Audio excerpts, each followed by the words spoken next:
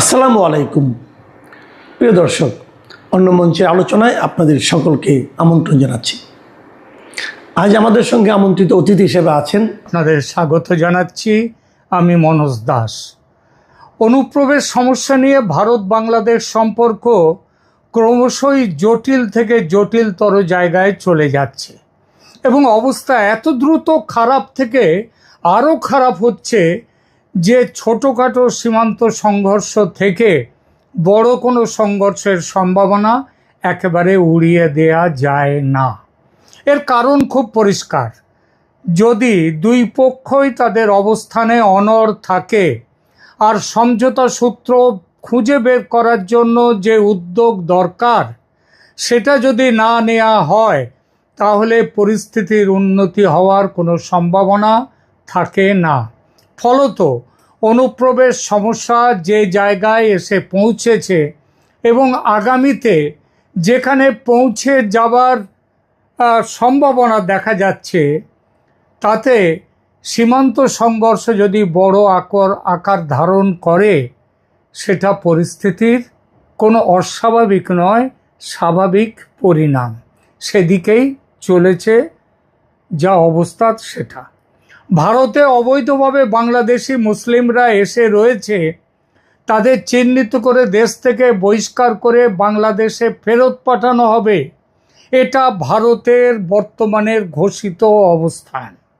অন্যদিকে বাংলাদেশের ঘোষিত অবস্থান এরকম যে ভারতে কোনো বাংলাদেশি অবৈধভাবে যায়নি, একথা তারা কিন্তু বলছে না। ভারতে কোনো অবৈধ বাংলাদেশি নেই, এটা কিন্তু তারা ঘুণাক্ষরেও বলছে না। এই প্রশ্নটাকে উৎস রেখে তারা বলছে অবৈধভাবে কেউ ভারতে থাকলে তাদের ফেরত পাঠাতে হবে আন্তর্জাতিক নিয়ম মেনে, ও জোর করে পুশব্যাক করা নয়। তো আন্তর্জাতিক নিয়ম মানতে হবে। কি সেই নিয়ম? নিয়মটা হচ্ছে এইসব অনুপ্রবেশকারীদের বাংলাদেশের নাগরিকত্বের প্রমাণ বাংলাদেশের হাতে তুলে দেবে ভারত। বাংলাদেশ সেগুলো পরীক্ষা করবে, তারপর যদি দেখে যে তারা সত্যি বাংলাদেশের লোক, তাদের ফেরত নেবে। আর যদি দেখে যে তারা বাংলাদেশের নয়, তাহলে ফিরিয়ে নিতে অস্বীকার করবে এবং সেই কথাটা তারা জানিয়েও দেবে ভারতকে। ভারত যদি সেটা মেনে নেয় ভালো, না মানলে আরও প্রমাণ দিয়ে তাদের বক্তব্য জানাবে, যাতে তাদের ওখানে ফেরত পাঠানো যায়। এইটা হচ্ছে নিয়ম। তো এই আন্তর্জাতিক নিয়ম মেনে চললে, যেহেতু এটা পদ্ধতি, আর এই পদ্ধতি যদি দুদেশই মেনে চলে, তাহলে তো ঝামেলা কেন হবে? ঝামেলার সম্ভাবনাই নেই। অবশ্য তারপরেও যে ছোটোখাটো কিছু জটিলতা থাকবে না তা নয়, তবে সেগুলো মোট সমস্যার একটা সামান্য ভগ্নাংশ হতে পারে।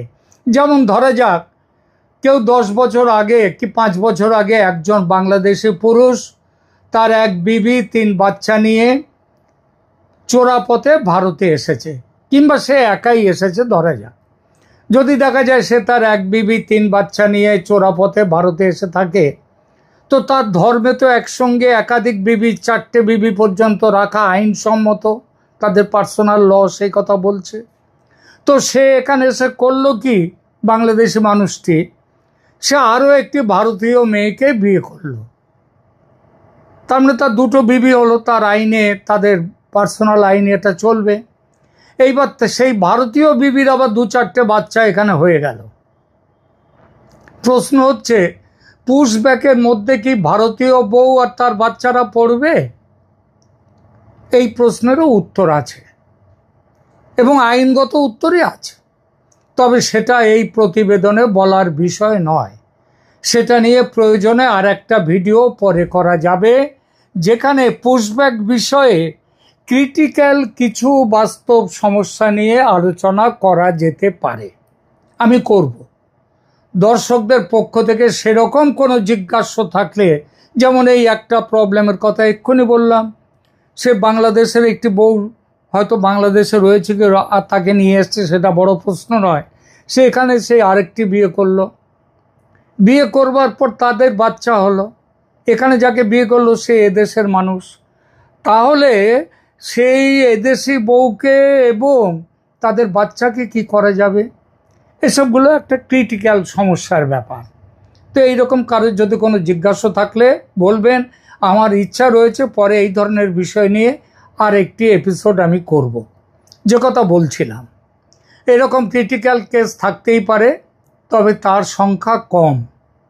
সেসব কেস আলাদা করে দেখা যেতেই পারে, কিন্তু জেনারেল কেসগুলো তো জেনারেল নিয়মে মেটানো যায়।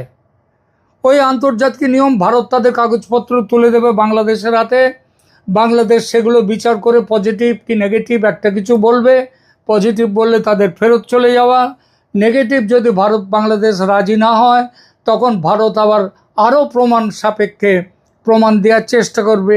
এটা আলোচনার ব্যাপার। তো এইভাবে তো মেটানো যায় সমস্যা। সমস্যা তাহলে তৈরি হচ্ছে কেন? সমস্যা থেকে যাচ্ছে কেন? থেকে যাচ্ছে এজন্যেই যে বাংলাদেশ সরকার এবং তার সীমান্ত রক্ষীরা খুব ভালোভাবেই জানে যে ভারত যাদের ফেরত পাঠাচ্ছে তাদের মধ্যে দু একটা ভুল ভ্রান্তি থাকতেই পারে, সেটা স্বাভাবিক, কিন্তু সাধারণভাবে ফেরত যাদের পাঠানো হচ্ছে তারা মূলত বাংলাদেশি এবং ভারতে তারা অবৈধভাবে ছিল। সিংহভাগ তাদের চোরাপথে এসেছিল, ভারতে থেকে গিয়েছে এখানে, আর কিছু ভিসা নিয়ে গিয়ে ভারতে এসছে, ভিসা ফুরিয়ে গেছে কিন্তু আর ফিরে যায়নি। বাংলাদেশ সরকার এটা খুব ভালোভাবেই জানে, তাই করছে কি, ভারতের চিঠির জবাব না দিয়ে বছরের পর বছর বসে থাকছে। যখন আইনি পথে ফেরত পাঠানো সম্ভব হয়নি তখন ভারত কি করলো? ভারত পুশব্যাকের পথ ধরল। তবে এটাও যে একতরফা পুশব্যাক করছে তা কিন্তু নয়। ভারতের সাম্প্রতিকতম নির্দেশ সেটা সেই অনুযায়ী কাজ করছে পশ্চিমবঙ্গ সরকার, সেটা হলো যাদের ফেরত পাঠানো হবে তাদের কাগজপত্র তুলে দেওয়া হচ্ছে বিএসএফের হাতে। বিএসএফ সেগুলো বাংলাদেশের সীমান্তরক্ষী বাহিনী বিজিবি তাদের হাতে তুলে দিচ্ছে। তারা কাগজপত্র পরীক্ষা করে যদি বলে যে হ্যাঁ এরা বাংলাদেশের লোক, এদেরকে ফেরত দিন, আমরা নিচ্ছি, তখন তাদের নেওয়া হবে। কিন্তু মুশকিলটা হচ্ছে যে এই বিজিবিও সাথে সাথে সেটা বলছে না, কারণ তাদের সরকার তো আবার টিপে দিয়েছে যে ভারতে মুসলমানদের ওপর অত্যাচার নিয়ে যতই চেঁচানো হোক না কেন, ভারতে মুসলমানদের ওপরে অত্যাচার হচ্ছে না, তারা ভালোভাবেই বেঁচে রয়েছে ভারতের মানুষের মতনই। আর তারা রোহিঙ্গাদের ফেরত নিয়েছিল মিয়ানমার থেকে, কারণ আরাকান সেনারা তাদের ওপরে মুসলমানদের ওপরে রোহিঙ্গা মুসলমানদের ওপরে অত্যাচার করছিল, সেই জন্য তাদেরকে ফেরত নিয়েছিল বাংলাদেশ। কিন্তু ভারতে তো অত্যাচার হচ্ছে না, ভালোই রয়েছে এখানে মুসলমানরা। যারা এখানে রয়েছে বাংলাদেশি তারাও আর ভারতে যেতে চায় না, তাদের বেশিরভাগ এখন চাপে পড়ে যাওয়ার কথা ভাবছে, তার আগে তো তারা ভাবতই না। আমার বেশ মনে পড়ে বেশ কিছুদিন আগে, বছর দুয়েক আগে, 2-3 বছর আগে, একটা ট্রেন ধরে আমি হাওড়া থেকে মুম্বাই আসছি, ট্রেনে আসছি। সেই ট্রেনে সেখানে বাংলাদেশের বেশ কিছু পরিবার, পুরো ট্রেন ভর্তি। তারা নিজেদের মধ্যে, একজনকে আমি জিজ্ঞেস করলাম যে কোথায় বাড়ি, বললে আমাদের বাড়ি সাতক্ষীরে। তাই আমি বললাম সাতক্ষীরে বাড়ি, তাহলে আমার বাড়িতে আমাদের গ্রামে আর লোকজন কেউ থাকলো না, সব ইন্ডিয়ায় চলে আসতেছে। এই হচ্ছে কথা। তো এখন তাদেরকে ফেরত চলে যাচ্ছে, তারা তো আর ভারতে প্রেম করতে আসেনি, তাদের নিজেদের বাঁচার স্বার্থে এসছিল, আর এখানে এসেও দেখেছে যে তারা কাজ পাচ্ছে, খাবার পাচ্ছে। তো ভারতের পররাষ্ট্র দপ্তরের মুখপাত্র গতকাল এ সম্পর্কে স্পষ্টভাবে বলেছেন, ভারত কিন্তু নির্দিষ্ট আইনি পথেই ফেরত পাঠাতে চায় অবৈধদের। কাগজপত্র তারা তুলে দিয়েছে বাংলাদেশের হাতে, কিন্তু বাংলাদেশ জবাব দিচ্ছে না। কি বলছেন আমাদের পররাষ্ট্র দপ্তরের মুখপাত্র জয়সওয়াল, মিস্টার জয়সওয়াল, একটু শুনে নিন। The second question was regarding Bangladesh. Now, in Bangladesh, as I have told you before also, that all foreign nationals in India if they are here illegally, including from Bangladesh, we have laws to deal with them and they'll be accordingly dealt with. As far as deportation of these people is concerned, there is a bilateral mechanism in place, and once we refer these cases to the Bangladeshi side for them to verify the nationality of these people, and once it is verified, then we take forward the deportation process. We have several or many of these requests which are still pending with the Bangladeshi side, and we hope and expect that they'll be expedited as soon as possible, so that the deportation of people who are illegally staying in India can be taken forward. তো এইবার বলুন তো ভারত তাহলে এই অবস্থায় কি করবে?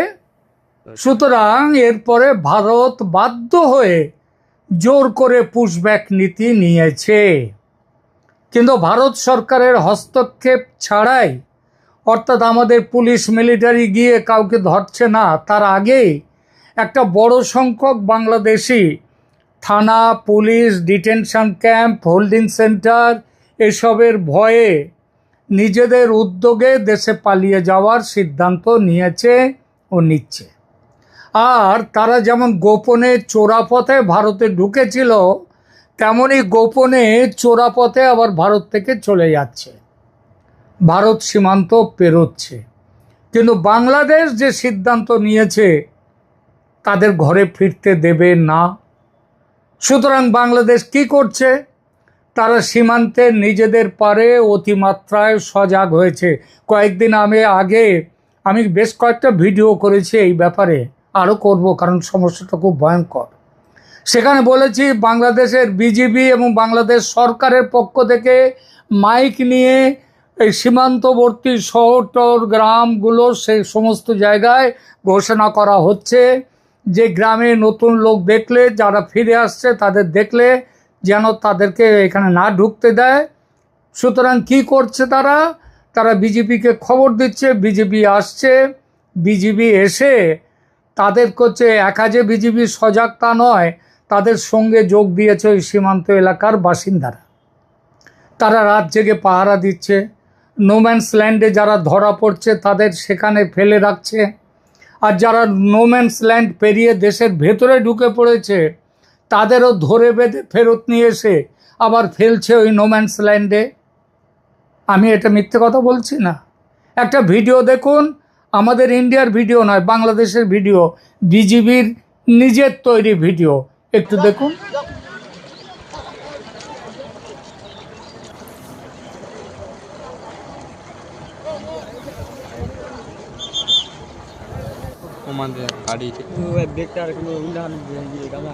Commandant 93 বিএসএফের সাথে আমাদের স্পট মিটিং ছিল এই গত 25 তারিখ সকালবেলা, যে 10 জনকে এখানে পুশিং করা হয়েছে এর ব্যাপারে।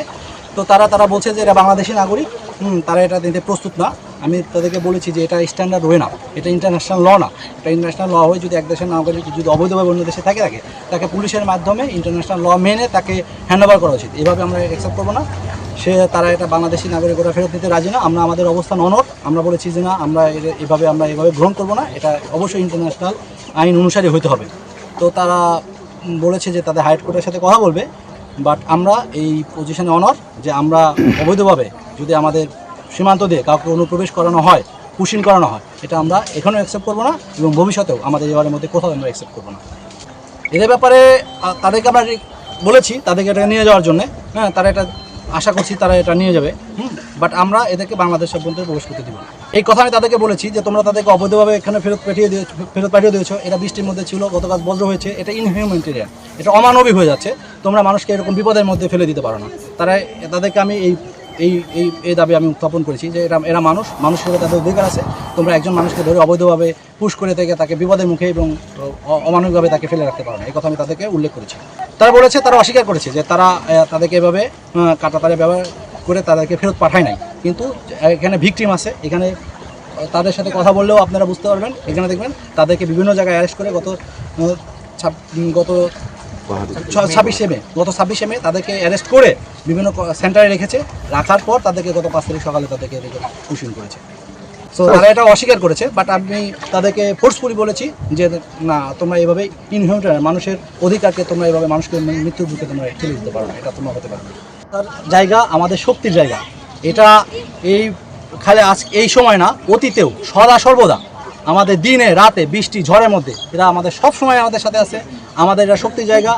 আমরা মনে করি এই বাংলাদেশ আমাদের জনগণ, আমরা জনগণের বাহিনী, জনগণ আমাদের সাথে আছে সদা সর্বদা, সবার সময় সর্বপ্রকার সাহায্য সহযোগিতা আমাদের সাথে আছে এবং আমাদের সাহায্য সহযোগিতা করছে। আমি খুবই গ্রেটফুল, জনগণের শুনলেন? অসংখ্য গ্রেটফুল। বর্ডার গার্ড বাংলাদেশের ওই অফিসার যিনি কথা বলছেন ভিডিওতে, একবারও কিন্তু বললেন না যে এই লোকগুলো তাদের দেশের লোক নয়, এরা ভারতের লোক, ভারত জোর করে তাদের নিজেদের দেশের মুসলমানদের বাংলাদেশে পাঠাচ্ছে, এ কথা কিন্তু বললেন না তিনি। তিনি বললেন কি, যে এরা তাদের মূল আপত্তি ফেরতের পদ্ধতি নিয়ে, লোক তাদের, এটা তারা কিন্তু মুখে স্বীকার না করলেও মনে মনে স্বীকার করে নিচ্ছে, কিন্তু আপত্তিটা হলো ফেরতের পদ্ধতি নিয়ে। অর্থাৎ আমাদের লোক আমরা নিতে পারি, কিন্তু সেটা এইভাবে জোর করে পাঠাবে, এটা আমরা সহ্য করতে পারবো না, এটা আমরা গ্রহণ করব না। এটা আন্তর্জাতিক আইনসম্মত পদ্ধতি নয়, তাই তারা ফেরত নিতে পারবেন না। পদ্ধতিটা আগেই বলেছি, পদ্ধতি মেনে ভারত চিঠি দিলে চিঠির জবাব দেবে না, বছরের পর বছর ফেলে রাখবে। পদ্ধতি মেনে বিএসএফ বিজিবির হাতে কাগজপত্র তুলে দেবে, তারা তার জবাব দেবে না, আটকে রেখে দেবে। আবার তারা বলবে ভারত নিয়ম কানুন মানছে না। তোমরা কি নিয়ম কানুন মানছো? চিঠি জবাব দিচ্ছ না কেন? আবার দেখুন, আবার কত বড় বড় কথা, অমানবিক ব্যবহার করছে ভারত, ইনহিউম্যান। তাদের পাল্টা প্রশ্ন করা যায়, ভারতের ব্যবহার না হয় বেআইনি, অমানবিক, ইনহিউম্যান, কিন্তু তোমরা তো ভালো করেই জানো ভারত যাদের পুশব্যাক করছে তারা তোমাদের দেশের লোক, বাংলাদেশের নিজের মানুষ। তা নিজের দেশের মানুষের ওপর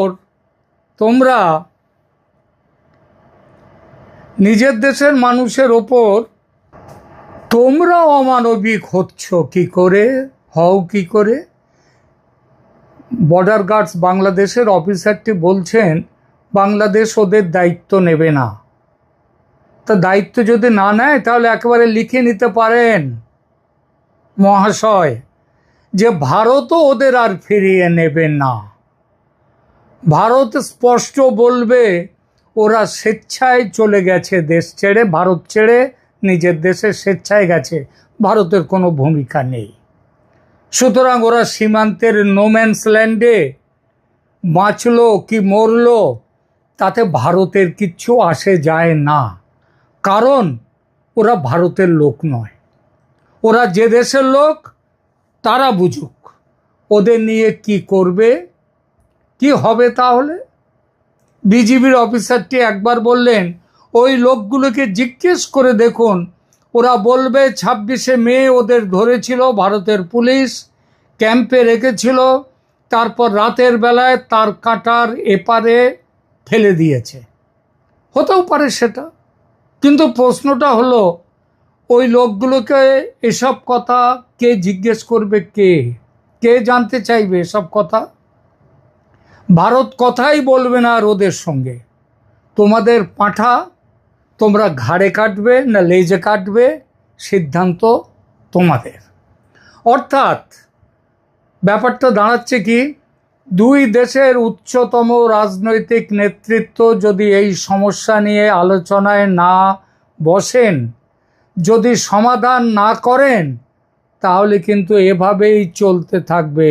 মনে রাখবেন 4000 কিলোমিটারেরও বেশি সীমান্ত ভারতে, পশ্চিমবঙ্গের সাথে বাংলাদেশে।